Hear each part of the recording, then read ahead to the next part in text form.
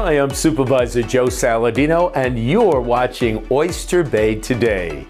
The town of Oyster Bay's Lifeguard Appreciation Day is a celebration of the outstanding individuals who protect the pools and beaches throughout our town. In addition to personally visiting each of these sites to thank and honor the lifeguards, the town board and I are proud to introduce a heartfelt documentary about the work they do every day. Join us for the next few minutes and see why Town of Oyster Bay lifeguards are considered some of the finest anywhere. Hi, I'm Town of Oyster Bay Commissioner of Parks Joe Pinto. The Town of Oyster Bay is home to some of Long Island's most celebrated ocean and bayside beaches, as well as a number of popular community pools. Fortunately, when the season comes around, residents on both shores and anywhere in between can enjoy a refreshing swim with the peace of mind of having skilled, certified lifeguards watching over them. Well, there's a definite process, and it's not an easy one. Certain type of individuals don't want to do it, they don't have the patience, but you get through a couple of certifications from Red Cross, 2 tests from Nassau County, and you enter into a world of first responders that is something that's going to be the most rewarding thing in your life.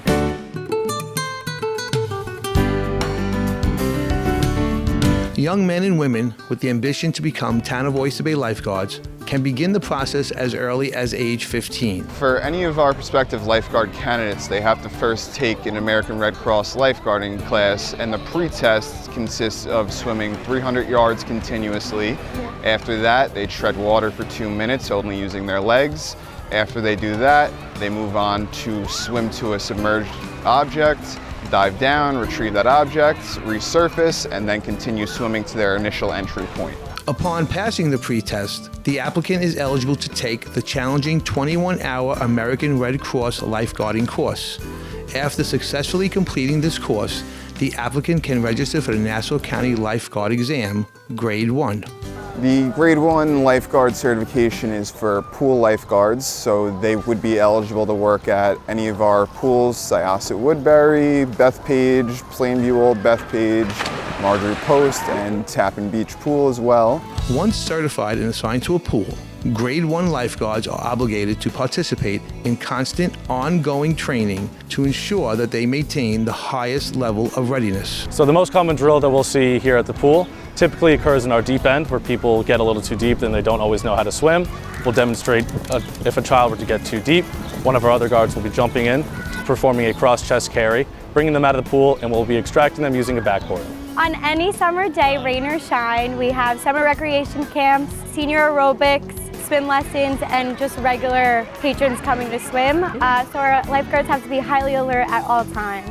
Although many Grade 1 lifeguards choose to remain in the pool setting where they can perfect their skills and move up the ranks, others opt to undergo additional training to advance to the bay and ocean grades. A Grade 2 is calm water beaches such as Theodore Roosevelt Park. Here we deal with shells and cuts, maybe boats straying too close to the beach. We may also at times have swimmers with little or no skills that are trying to do too much. And then weekly we have drills. There's a single drill where you have someone in a shallow area and you just need the one lifeguard to go out. The second drill is a little further out. So we're going to use the rope and the tube. So the tube goes out, second person swims out the rope, the rest they hook up a diamond and then they pull them in and then we resuscitate or use the AED or whatever. The last is if they're deep in the well. In that case, we're going to use the surfboard. The surfboard goes out. Once they're on the surfboard, they're fine. Now we can take our time, bring them in, and it's a process. Determining which lifeguards are qualified to operate at various levels is a heavy responsibility. Although grade levels are a good indicator of a lifeguard's fitness and skills, other factors, including the individual's overall disposition, innate sense of instinct, and ability to respond instantly to a crisis, are equally as critical. Some of the things that can close down the beach are lightning, bacteria, after rainfall, with all the runoff from the neighboring areas. Beachgoers aren't always happy with us when we have to ask them to exit the water, but it's an important part to keeping the residents safe. Also in a park like this, we get a lot of children that could be hurt on the playground. We get people that are hurt on the football field playing soccer or something. So this is a huge area here, so that's why we train so hard. You know, the guys work on their first aid, and it's just part of our process. As challenging as lifeguarding on the North Shore can be, protecting residents at the town's only ocean beach requires an extra skill set that forms the basis for a Grade 3 certification. In the ocean, it differs a lot from the Long Island Sound where Teddy Roosevelt Beach is. We have riptides. They can form in an instant. People who are unaware, they can be waist deep and they end up being over their heads in a matter of seconds. The lifeguards have to know when they approach the water to go in on a rescue, there might be an east to west or west to east sweep going on. So they have to know when they dive into the water to start to swim it to the victim, they have to know which direction the sweep is going so they can approach that victim using the sweep to help them get to the victim. We're trying to get out there and feed it out over the waves, but it pulls every time. He secures the victim. Now she's safe. We like to keep a distance from the victim when we get out there so they don't jump on you. Because some people are panicking, which is the worst thing you could do. You gotta stay calm.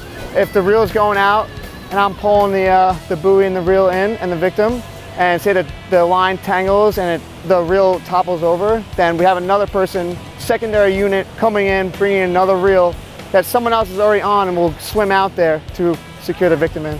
And as with all grade lifeguards in the town of Oyster Bay, our TOBAY lifeguards are trained for much more than water rescues. What a lot of people don't realize is not only do we have to be looking at the water, but we do have to be aware of our surroundings on the sand of all the people, because there have been instances where we've had to deal with medical emergencies, including dehydration, heat exhaustion. There was an instance we had to deal with a choking man, which a lot of people don't realize we're trained to do. The lifeguard staff at TOBAY Beach is supplemented by certified EMTs at all times. So we provide EMS coverage down here for the entirety of the beach, the restaurants, and the marina. We act as a first response sort to get immediate medical treatment to all of the residents that are here. All of us here at the town of Oyster Bay are at minimum a trained BLS EMT. We go through training for all of the beaches on where to go, how to provide aid, and to provide the best aid for all of the town patrons. So last year the state, through public safety, brought down a drone for us to use for really shark surveillance. But more than that, it allows us to take a look at how crowded the beach is.